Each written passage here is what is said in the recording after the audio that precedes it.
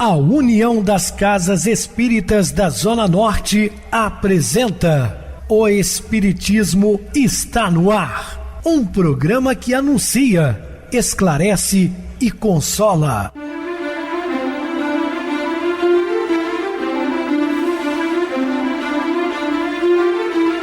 Não se turve vosso coração. Credes em Deus, credes também em mim. Na casa de meu pai há muitas moradas. Se assim não fora, eu vou-los teria dito, pois vou preparar-vos lugar. O Espiritismo está no ar. Sintonize esta frequência. Pare, pense na vida, faça perguntas. Uma ótima noite para você, muito obrigado pelo carinho, pela sintonia. Rádio Clube FM, sua voz e a nossa voz. Estamos no ar de segunda a sexta desde 2014 pela emissora, depois também pelo YouTube. O canal é Viver _ Melhor. Se inscreva, deixa seu like, sua opinião sempre importante para nós. No dia 17 de janeiro, no sábado, 8 horas da manhã, aqui em Juiz de Fora, na rua Joana d'Arc, bairro Santa Cruz. E nós temos um encontro com Fabrício Nogueira, no Instituto Amélia Rodrigues de São Domingos do Prato, Minas Gerais. O que pede doação de 1 litro de leite ou 1 quilo de alimento não perecível. São cartas consoladoras. O que é isso de fato? São mensagens psicografadas de um ente querido. Então, você é aqui de Juiz de Fora, dessa nossa região, e queira ter uma comunicação com um ente querido, você se inscreve no dia 17 de janeiro, às 8 horas. A programação é chegada às 7h30.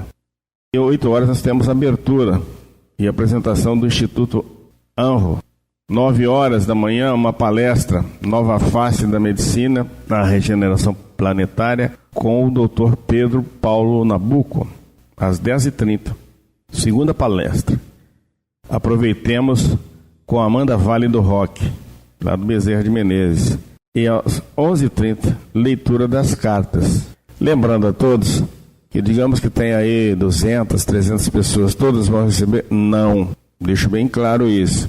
Primeiro que o telefone toca de cima para baixo, não de baixo para cima. E está estipulado pelo médium, para não desgaste tão grande, apenas de 12 cartas. Então, você pode ser um selecionado. Se tem vontade de receber uma mensagem de um ente querido, de um amigo, então vá no dia 17, na rua Joana d'Arc, bairro Santa Cruz, na creche da Associação Espírita Padre Antônio Vieira, também conhecido como Centro da Dona Geni. Recebo carinhosamente meu querido amigo, expositor espírita Marcos Ferreira. Uma boa noite, seja muito bem-vindo. Boa noite, Pedrosa, boa noite a todos os ouvintes. Vamos para mais uma noite de estudo do Evangelho de Jesus. Muita paz a todos. Bem, meus irmãos, vamos estudar sobre sacudir o pó. Dúvidas, entre em contato conosco, ligando para o WhatsApp da Rádio Clube FM, que é 0 operadora 32 999327758. Para falar comigo, utilize a TIM 988012675. O WhatsApp 9844949, novamente 59. O e-mail, o espiritismo está no ar, @hotmail.com. Interajam conosco, façam perguntas, tirem dúvidas, podem dar sugestões ao programa, estamos à disposição dos ouvintes. Vamos agora para aquele momento muito especial que é o nosso momento de oração. Sintonize esta frequência. O Espiritismo está no ar. Momento de oração. Sonhos não morrem, apenas adormecem na alma da gente e basta uma só frase para eles renascerem outra vez. Muita paz e muita luz a todos. Estamos apresentando O Espiritismo está no ar. Bem, meus amados irmãos, estamos de volta com o assunto da noite, falando sobre sacudir o pó. Talvez o servo imprudente, arraigado no orgulho, esperasse louros dourados de consideração e entendimento de todos os que os escutassem, que fosse amplamente compreendido suas intenções, mas, porquanto na terra ainda o plantio é difícil e as colheitas não são generosas. Muitas vezes nós queremos os louros, né, da conquista, ou os aplausos, e que as pessoas compreendam tudo aquilo que estamos pensando em fazer. Nem sempre é o correto. Às vezes é o que nós achamos certo e na verdade não é. Temos que tomar consciência de tudo isso. Há muitas criaturas intransigentes e rigorosas que não entendem, impõem, não ensinam, pregam, não amam, manipulam, como tem, principalmente nos meios religiosos. Não respeitam, criticam e por não usar sinceridade é que fazem o gênero de suposta santidade. Eu dei uma resposta um dia desse a um amigo que pertence a um determinado segmento religioso. Quando me convidou, eu disse não. Mas você não está negando assistir uma pregação? Estou. Ele ficou um tanto assim perplexo, com a minha resposta. Eu disse a ele, se fosse um evento, por exemplo, que envolvesse familiares, seja batismo, casamentos e tal, algum ritual desse de amigos, eu poderia ir normalmente. Mas não iria apenas para assistir um culto.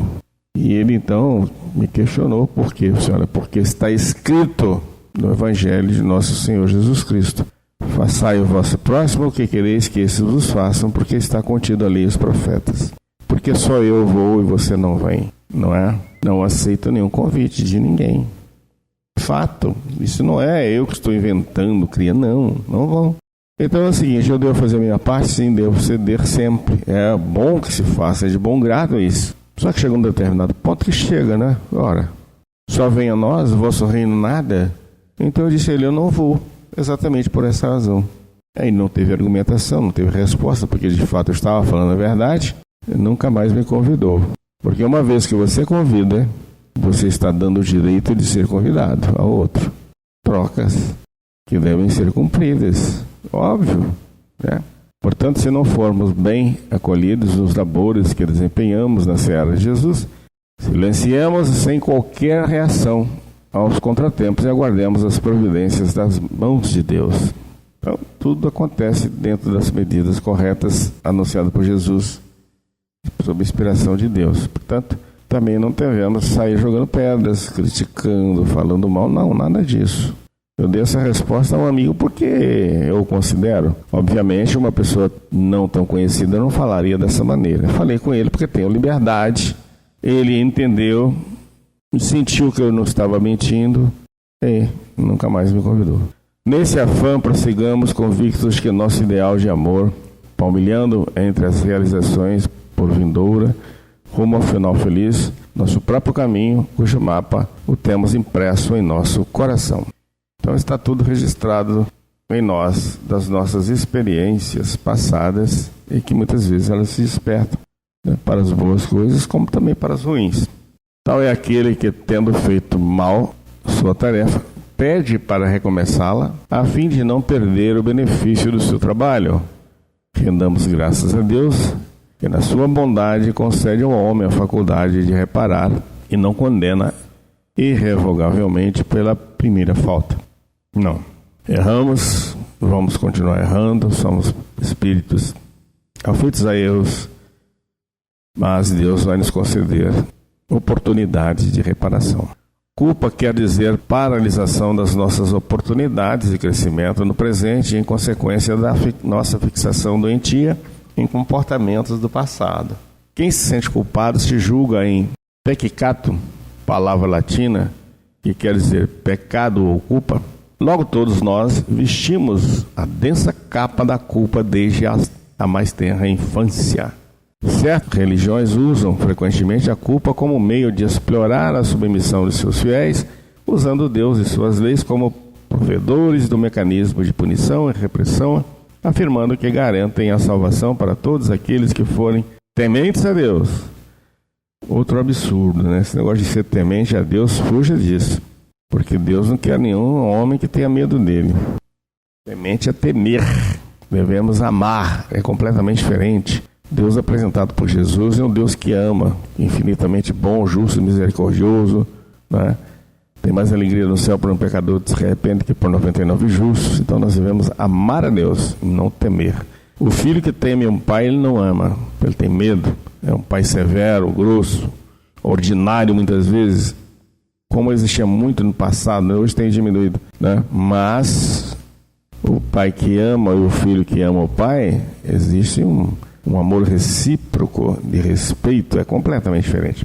Todavia esquecem que o Criador da vida e essa infinita bondade e compreensão e que sempre nos vê com os olhos do amor e, portanto, nunca pune suas criaturas, mas sim, na realidade, são elas mesmas que se autopenalizam por não se renovarem nas oportunidades do livre-arbítrio e por ficarem agarradas aos erros do passado no presente. Então, nossa atual cultura ainda é a mais grave geradora de culpa na formação educacional dos relacionamentos, seja na social, seja no familiar. No recinto do lar, encontramos muitos pais induzindo os filhos à culpa. Ainda você me mata do coração, tática muito comum para manter sob controle uma pessoa rebelde ou dos filhos que aprenderam a tramóia da culpa para obterem aquilo que desejam. Os pais de minhas amigas deixam elas fazerem isso. Culpar não é um método educativo, nem tampouco gerador de crescimento, mas sim um método que induz as pessoas a não se responsabilizarem por seus atos e atitudes. Infeliz é o homem que não se responsabiliza. Em muitas oportunidades encontramos indivíduos que teimam em culpar os outros, acreditando ser muito cômodo, né, representar o papel de injustiçados e perseguidos. Ora, coitadinho do santo do pau oco, né? Finge ali de uma humildade, que ele é um perseguido. No entanto, ele é o próprio responsável por tudo que lhe ocorre. Primeiro, orgulho, vaidade. É fácil transferir a responsabilidade para outrem. Só que um dia a casa cai e a verdade vem à tona. Que ele coloca os seus erros sobre os ombros das pessoas, da sociedade, da religião, dos obsessores, do mundo, enfim. No entanto, só eles poderão decidir se reconhecem ou não suas próprias falhas, porque somente dessa forma é que se libertarão da prisão mental a qual eles mesmos se confinaram. Então eles passam a ser vítimas de si mesmos, dos processos obsessivos, às vezes até de casos psiquiátricos, porque buscaram com as próprias mãos atitudes que deveriam ser firmes e assumi-las com responsabilidade. Dar importância às culpas é focalizar fatos passados com certa regularidade, sempre nos fazendo lembrar de alguma coisa que sentimos ou deixamos de sentir, falamos ou deixamos de falar, permitimos ou deixamos de permitir, estragando momentos valiosos do agora, onde poderíamos operar as verdadeiras bases para nosso desenvolvimento intelecto-moral. Ninguém que lança mão ao arado e olha para trás é apto para o reino de Deus. Olhando para trás, a alma não caminha resoluta e, consequentemente, não se liberta dos grilhões do passado. Todos nós fomos criados com possibilidades de acertar e errar. O ser na Terra, porém, tem necessidade de exercitar para aprender as coisas, de colocar as aptidões em treino, de repeti-las várias vezes, entre ensaios e erros. A culpa se estrutura nos alicerces do perfeccionismo. Alimentamos a ideia de que não somos bons suficientemente se não fizermos tudo com perfeição. Esquecemos-nos, porém, de que todo nosso comportamento é decorrente de nossa idade evolutiva, de que somos tão bons quanto nos permite nosso grau de evolução.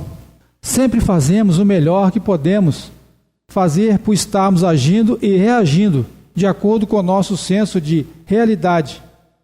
O arrependimento decorre de quanto sabíamos fazer melhor e não o fizemos.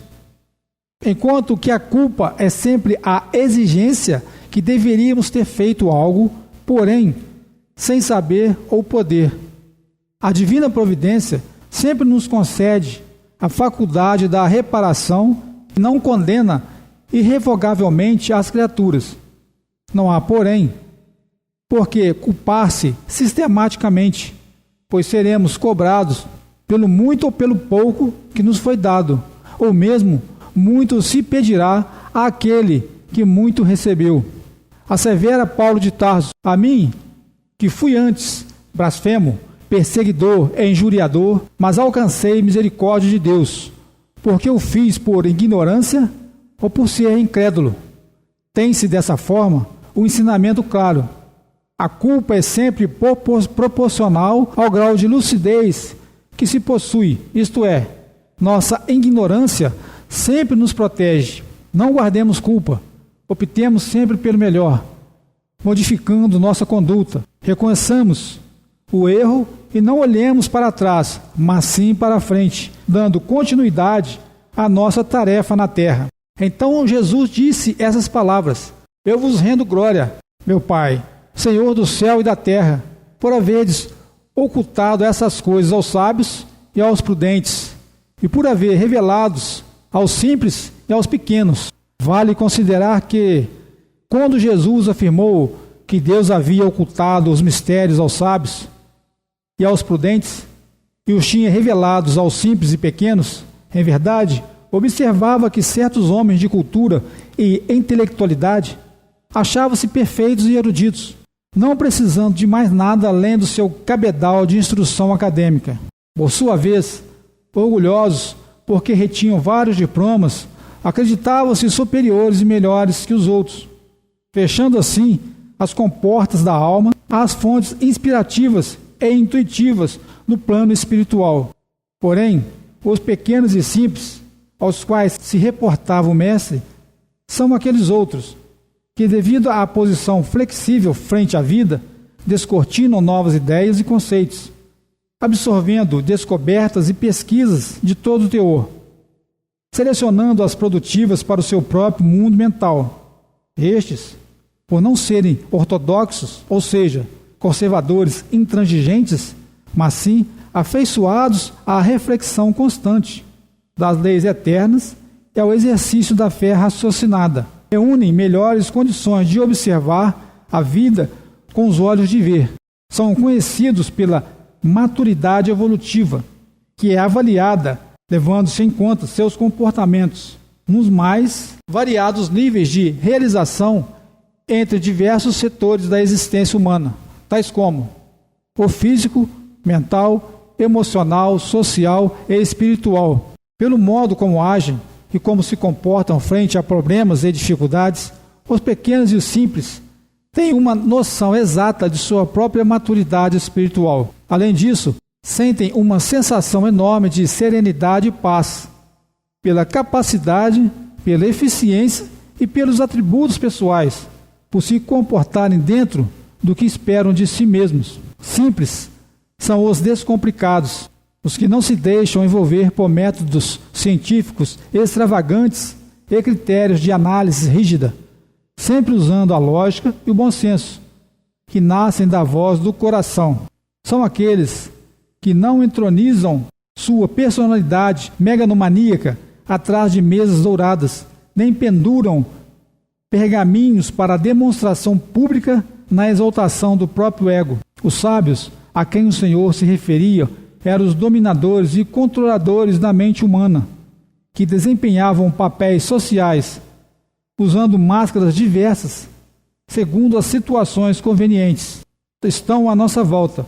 São criaturas sem originalidade e criatividade, porque não auscultam as vibrações uníssonas que descem do mais alto sobre as almas da terra. Não suportam críticas construtivas de seus atos, feitos, raciocínios e ideias, pois comumente acatam as opiniões alheias sempre com presunção, ao invés de analisá-las, comprovando-as como sendo válidas ou não.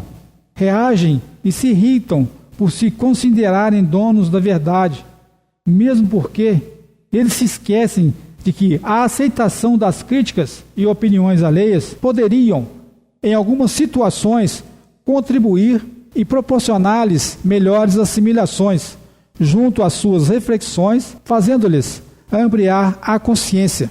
Vale considerar que esses sábios não se lançam em novas amizades e afeições, pois conservam atitudes preconceituosas de classe social, de cor, de religião e de outras tantas, amarrando-se aos exclusivismos egoísticos. Não obstante, o Mestre Jesus se reportava às luzes dos céus, que agilizariam os simples a pensarem com mais lucidez, a se expressarem com maior naturalidade, para que pudessem desbravar os mistérios do amor e das verdades espirituais, transformando-se no futuro nos reais missionários das leis eternas.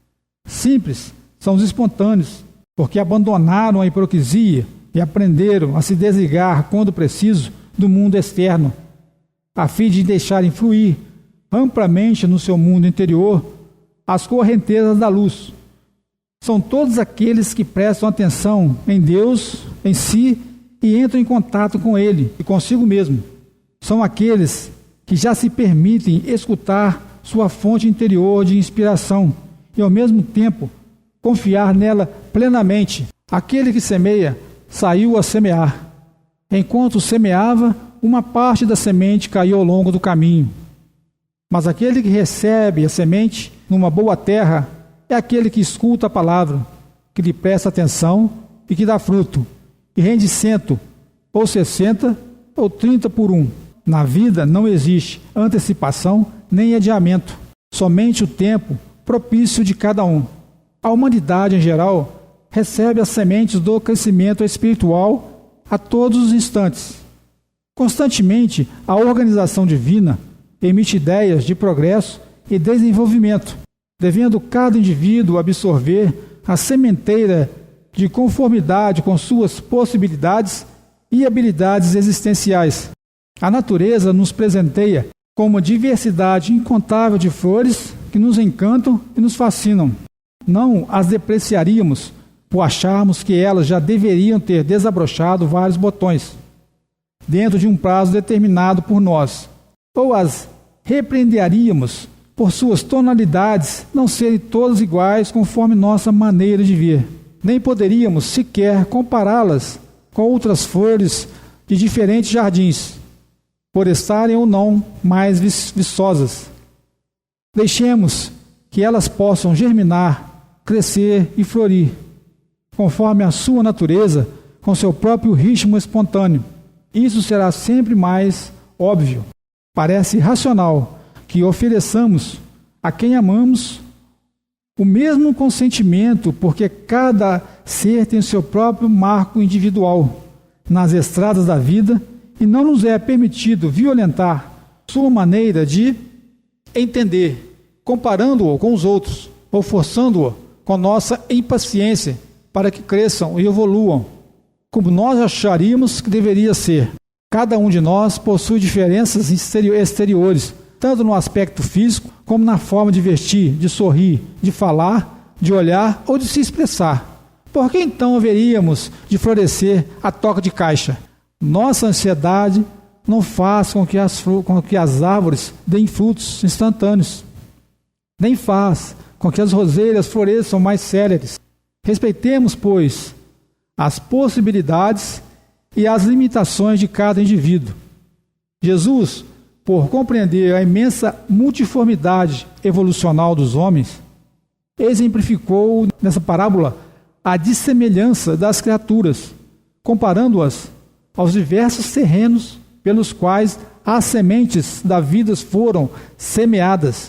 As que caíram ao longo do caminho e os pássaros comeram-nas são representativas às pessoas de mentalidades bloqueadas e restringidas, pois recusam todas as possibilidades de conhecimento que as conteste, ou mesmo qualquer forma que venha modificar sua vida ou interferir em seus horizontes existenciais. São seres de compreensão e aceitação diminuta ou quase nula. São comparáveis aos atalhos endurecidos e macerados pela ação do tempo.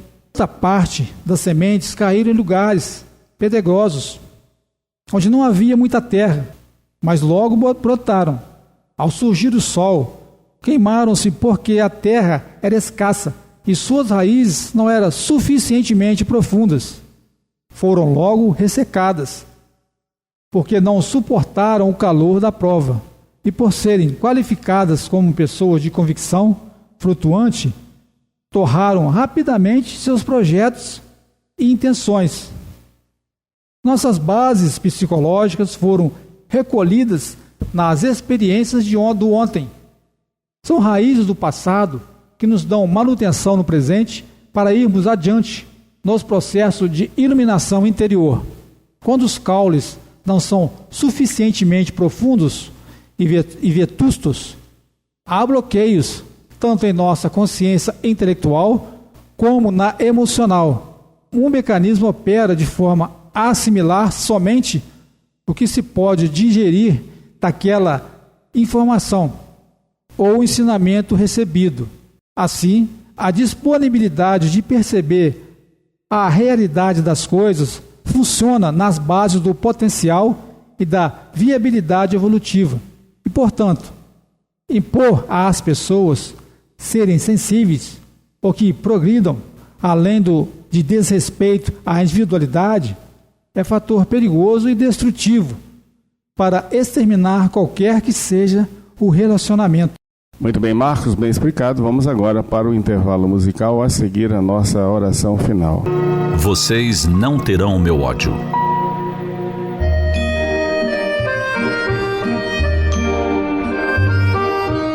O mundo assistiu estarrecido na sexta-feira, 13 de novembro de 2015, aos atentados na cidade de Paris, na França. As cenas pareciam irreais, tal a violência e a crueldade. Quem ligasse o aparelho de TV de rompante poderia pensar se tratar de um filme. As vítimas, que somaram mais de uma centena, eram pessoas que se encontravam em lugares de lazer, amigos, familiares, colegas. Quem poderia esperar que no coração da capital francesa se pudesse desenrolar drama de tal intensidade? O saldo foi de lágrimas, de desespero, de providências por uma nação que se viu enlutada, chorando seus filhos.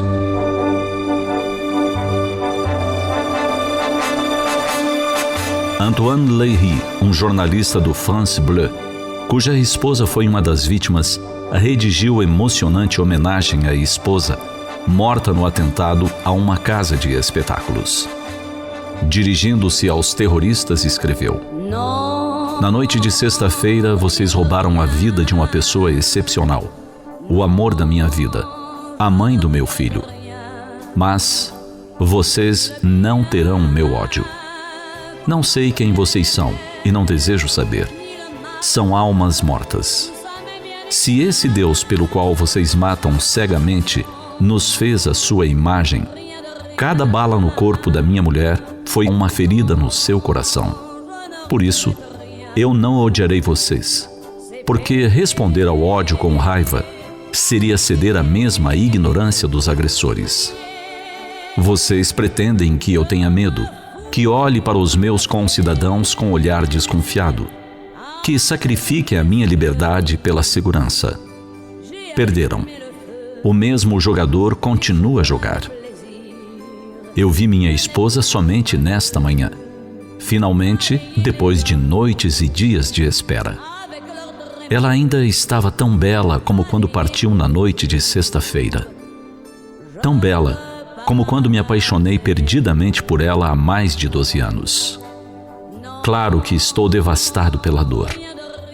Concedo a vocês esta pequena vitória, mas será de curta duração, porque sei que minha esposa vai me acompanhar a cada dia e que nos vamos reencontrar no paraíso das almas livres. Nós dois, meu filho e eu, vamos ser mais fortes do que todos os exércitos do mundo. Não vou lhes dar do meu tempo. Quero juntar-me a Melville, que acorda da sua cesta. Ele só tem 17 meses. Vai comer como todos os dias. Depois, vamos brincar como fazemos todos os dias. E durante toda a sua vida, esse garoto vai fazer a afronta de ser feliz e livre. Tudo isso porque vocês nunca terão o seu ódio.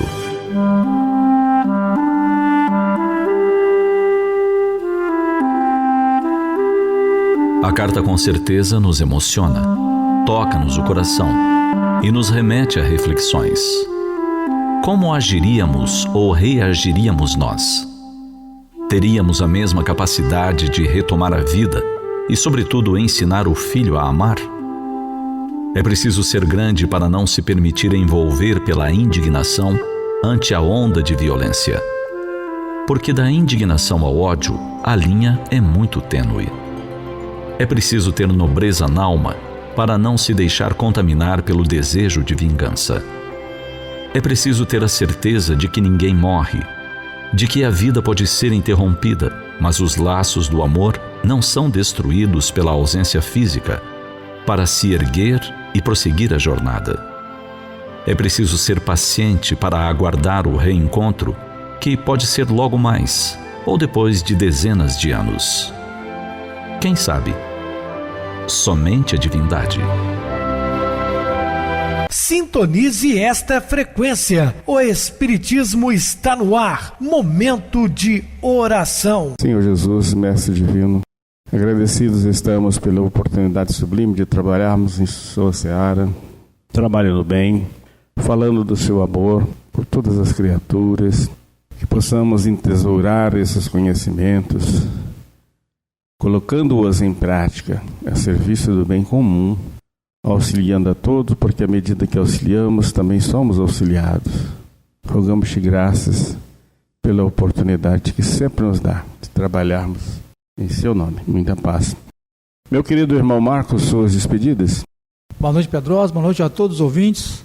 Grato mais uma vez pela oportunidade de trabalhar na Seara do Cristo e que possamos, meus irmãos, viver os ensinamentos no nosso dia a dia. Muita paz, muita luz a todos. Boa noite para você, Marcos. Muito obrigado pelo apoio aqui no programa. Boa noite também a todos os amados irmãos ouvintes do YouTube, internautas do Brasil e do exterior, nossos irmãos da Zona Norte de Juiz de Fora que nos acompanham com a rádio local 87,9, Rádio Clube FM. Continue ligados ouvindo a nossa próxima atração, o programa Batidão com o DJ Tico, a seguir na voz de Ailton Moreno, Encontro Central. Uma ótima noite de sexta-feira, um feliz final de semana e até segunda-feira, se Deus quiser.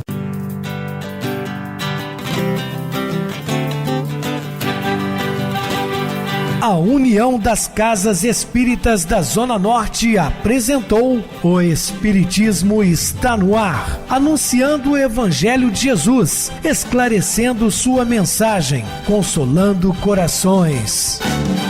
Olhe pro céu e descubra imagens de luz. Se tem Jesus, o amor todo que Deus te deu. Pense no bem, no melhor em que pode fazer. Seja o que for, também vai receber. De coração, ajude-me, irmão, a caridade é o caminho do amor. Faça ainda que possa sofrer, pois bênçãos de Deus há de ter. Ame, perdoe e viva melhor a natureza, o céu e o mar. Veja o encanto que a vida nos dá, a chance eterna que temos para amar.